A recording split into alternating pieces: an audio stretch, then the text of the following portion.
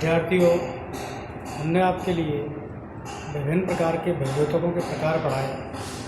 स्थिति के आधार पर, विकास के आधार पर, कार्य के आधार पर, और नंबर 4 प्रकार है विभाजन तल के आधार पर। तो विभाजन तल आप जानते हैं, विभाजन तल 3 होते हैं और तीनों तलों में कोई एक तल से विभाजित होता है, कोई 2 तल से, कोई तीनों तल से। तीनों तलों को सभी तल भी बोल सकते हैं। ध्यान रखिए, कोई भी कोशिका है अपनैतिक रूप से विभाजित होगी एंटीक्लाइनल, या परिणैतिक रूप से विभाजित होगी पेरिक्लाइनल, या फिर अनुदैर्घ्य रूप से विभाजित होगी, कहने का मतलब लॉन्गिट्यूडनल, या अनुप्रस्थ रूप से विभाजित होगी ट्रांसवर्स, या फिर तिरछी विभाजित होगी ऑब्लिक्यू। तो कहने का मतलब है अलग अलग कोशिकाओं के विभाजन के तल व अक्ष के आधार पर यहाँ पे विभाजन के प्रकार, विद्योतकों के प्रकार हैं। तो ध्यान रखिए, हमें प्रत्येक जो विभाजन के तल हैं या अक्ष हैं या प्रकार हैं, उनके आधार पर ये देखना है कि वो किस तरीके से विभाजित हो रहे हैं और उनमें उनसे क्या संरचना बन रही है, उनमें विभाजन का प्रकार कैसा है और उनसे क्या रचना बनती है। तो इसी के एग्जाम्पल भी ध्यान रखना है आपको और उनके प्रकार भी ध्यान रखनी है। तो प्रत्येक एक एक प्रकार को देखते हैं। तो देखो बच्चों, सबसे पहले सिरा या फाइल विद्योतक, जिसे रिब या फाइल मेरिस्टेम कहते हैं। ध्यान रखिए, सिरा और फाइल एक ही नाम है। अब ये विद्योतक करता क्या है? इस विद्योतक की कोशिकाएं अनुदैर्घ्य तल में अर्थात लंबवत अक्ष में, लंबवत अक्ष के समकोण पर मतलब अपनैतिक विभाजित होती है। तो लंबवत जो अक्ष रहता है, ध्यान रखिए, अंदर अक्ष होता है, उसके समकोण पर अर्थात अपनैतिक रूप से विभाजित होती है। ये कोशिकाएं एक पंक्ति में व्यवस्थित हो जाती हैं। पंक्ति को रो या कॉलम बोल सकते हैं। और इनसे जो निर्माण होता है, इनको इस प्रकार के विद्योतकों के से जिन ऊतकों का निर्माण होता है वो मज्जा व बलकुट होते हैं। और मज्जा बलकुट कहाँ होते हैं आप जानते हैं? तने में या फिर मूल में होते हैं। कहाँ होंगे? तने में या फिर मूल में। तो ध्यान रखिए, एक बार फिर से देखें, सिरा या फाइल विद्योतक, रिब या फाइल मेरिस्टेम, जिसमें जो विभाजन है वो अनुदैर्घ्य अक्ष के समकोण पर अर्थात अपनैतिक रूप से विभाजित होगा और विभाजित होकर एक पंक्ति का निर्माण करेगा। मतलब कोशिकाओं की एक पंक्ति बनेगी जिसे रो या कॉलम कहेंगे। और मज्जा, ये विद्योतक कौन से ऊतकों का निर्माण करेगा? मज्जा और बलकुट का। मज्जा को पित्त और बलकुट को कोर्टेक्स कहते हैं। ये तने और मूल में पाए जाते हैं। आप जानते हैं मज्जा और बलकुट कहाँ पाए जाते हैं? तने और मूल में पाए जाते हैं। अब दूसरे नंबर पर देखते हैं।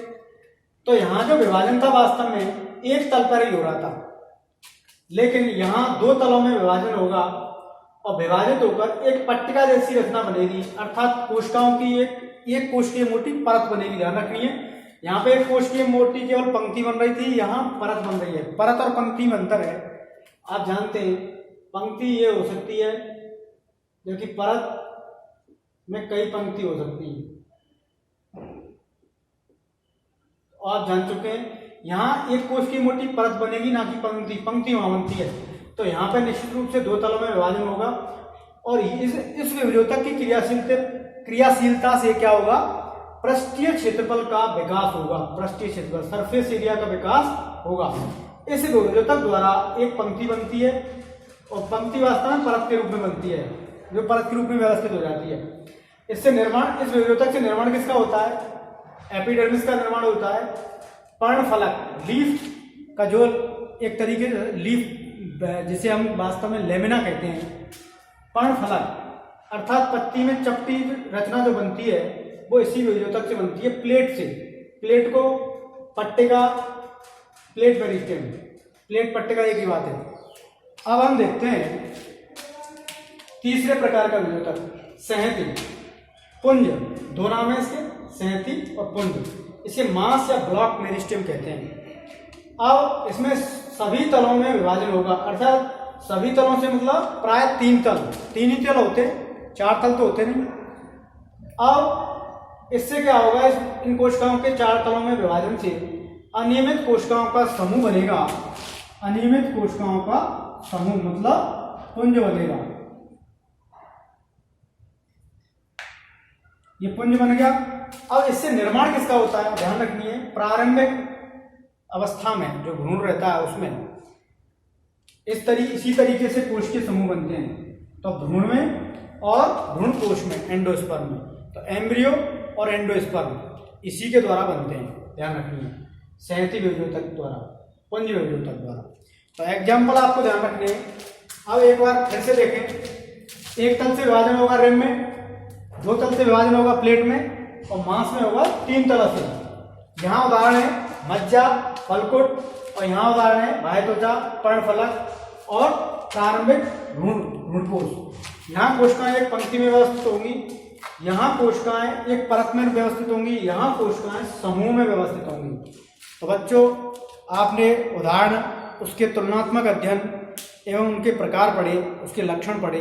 तो ये विभाजन तलों के आधार पर ही विभेदोतक का प्रकार है, 3 प्रकार है इसमें। तो इससे आगे हम देखते हैं जो प्रोरोसीड्स है और मूल सीड्स है, उनके संगठन के बारे में पढ़ते हैं कि उनमें, आप जब मैंने आपको बताया था प्रोरोसीड्स और मूल सीड्स, वास्तव में उनमें प्राथमिक विभेदोतक होता है। अगर हम उत्पत्ति की दृष्टि से देखें तो प्राथमिक विभेदोतक रहता है, और अगर हम स्थिति के आधार पर देखें तो शीर्ष विभेदोतक होता है।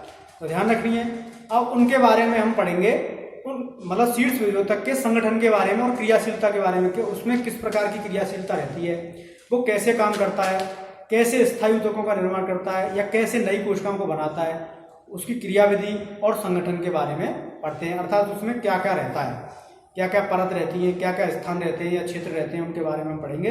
तो बच्चों, इस टॉपिक को हम यही समाप्त करते हैं। आगे का टॉपिक प्रोरोसीड संगठन को पढ़ेंगे। Thank you.